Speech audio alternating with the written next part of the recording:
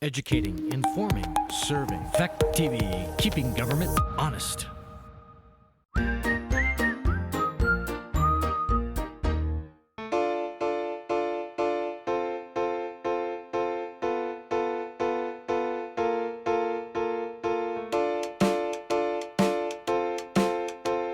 Okay, good. Then I'm going to call the select board meeting to order on December 17th, 2020 for the town of Walpole. Present tonight are Steve DeLessio, Cheryl Mayberry, and Peggy Pashear, all the selectmen. Sarah Downing is here as the manager of administration, and Regina Borden is our secretary. Fact TV is recording this and actually will be showing it on YouTube. So do you all have the agenda in front of you? Yes. Okay. Steve, will you please start then and we'll work through Yep, I make a motion to accept the payroll check register in the total amount of $1,646,816.23 for checks issued 12/18/2020. This includes a $1,601,676 payment to the Cheshire County for yearly tax payment. Second. Are there any questions or comments about this for the accounts payable? Hearing none, I will call for a roll call vote, please. Cheryl? Aye. Steve? Aye. Peggy? Aye. The accounts payable are approved. I make a motion to accept the payroll totaling $28,081.56 for checks dated 12/18 and the 9/41 payroll tax transfer of $5,363.58. Second. Are there any questions or comments about it? Hearing none, I'll call the roll for a vote, please. Steve? Aye. Cheryl? Aye. Peggy? Aye. And the payroll is approved. I make a motion to accept the select board minutes of December 10th, 2020. Second. Are there any questions about the minutes of December 10th? Hearing none, I'll call for a roll call vote. Steve? Aye. Cheryl? Aye. Peggy? Aye. The select board minutes are approved. I make a motion to accept the non-public select board session minutes of December 10th, 2020, and they shall remain sealed.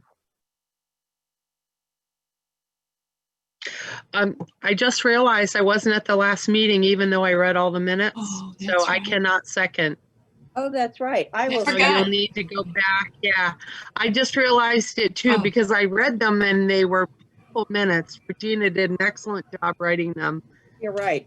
And I just got so engrossed in it, I forgot about it. That's right. I forgot too that you weren't there. So we'll go back. The select board minutes of December 10th, we'll have a revote. Steve proposed the motion. I seconded it. And Steve, do you vote aye for the select? Aye. All right. And I vote aye. They are approved. The same is true for the non-public. Steve moved that they be accepted and then sealed. I will second that.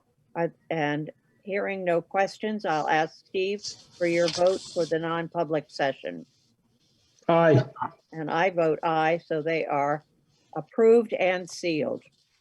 I recognize the committee reports of the conservation meeting of December 7th, North Walpole Village Commissioners meeting of November 17th, North Walpole Village Commissioners meeting November 24th, North Walpole Village Commissioners meeting December 1st.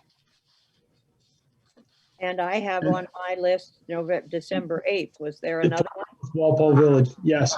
Okay, December 8th. All right, those are all acknowledged. Thank you. I make a motion to accept the property tax refunds for map 20, lot 43 in the amount of $48. Map 24, lot 16 for $2,180. Lot 5, map 5, lot 35 for $11, and map 8, Lot 15, Sublot 5 for $5,918. Second. Thank you. Are there any questions about these property tax refunds? These were refunds for taxes which have just been paid. Right, so they're overpaid. Overpayments. Okay, they're overpayments. Okay, I will call for a roll call vote. Steve, Aye. Cheryl, Aye. and Peggy, I vote aye.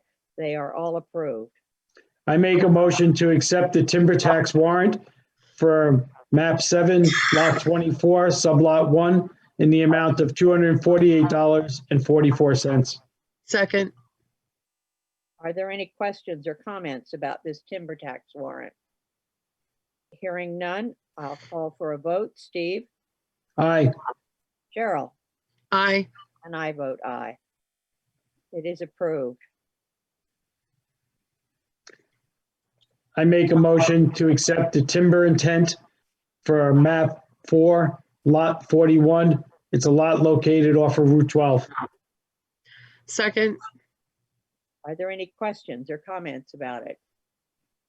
I didn't get to see the form, Sarah. Where exactly is it on Route 12? It's below Bookseller Road heading south, but before like the town line. Okay. Yep, further down. Okay, thanks. Closer to Westmoreland. Okay. Cheryl, I'm calling for a vote. Cheryl, Aye. Steve, Aye. and I vote aye. The timber intent is approved. We'll move to old business, and this is something that came up last week, the travel policy for employees, and we asked that it be rewritten. Have you all had a chance to look at it? We saw it last week, and Steve and I discovered there was something missing from it. So it has been rewritten. Can you put it up on the screen at all? Yeah, yeah, let me pull it up here. Host whiteboard. Oh, hold on. See if I can find it.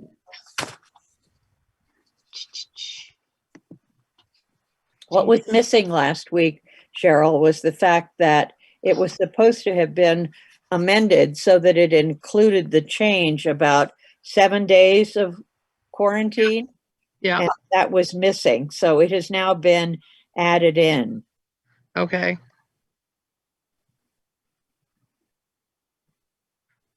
Good. Let's see, I think she must be going to put it up for us. Trying Yeah. to get this to screen share. Is it coming through at all? No, This no, is- I'm looking at my own copy. All right, let me see if I can get back Okay. into This there. is the property tax refund you're showing us. Yeah. I'm trying to see, share.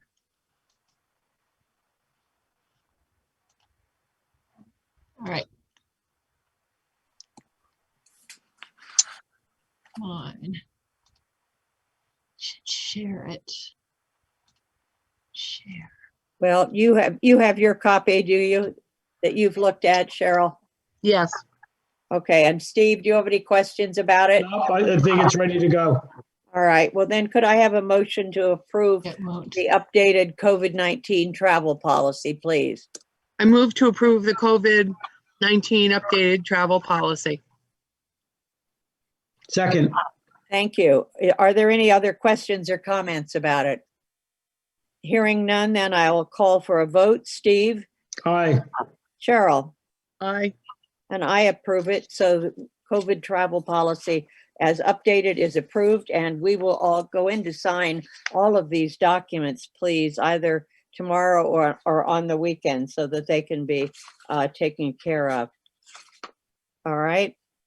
Let's see, the next thing, we were asked by Justin Casarino and Sam Jacobs to start talking about the need for a generator because the school has been designated an emergency center. And of course, we also need a generator for town hall. And Steve, I think you really have the information about this because you spoke with Mark recently. Yeah, I did. He's aware that the school is looking at an emergency generator. and he realizes the ball is in his court to come up with the engineering at Okay, this point. all right. And as far as the town hall goes, there's a number of options that we can be looking at. And I think once Mark's life settles down a little bit, we should bring it back to the table again, probably after the first of the year. I think that's appropriate.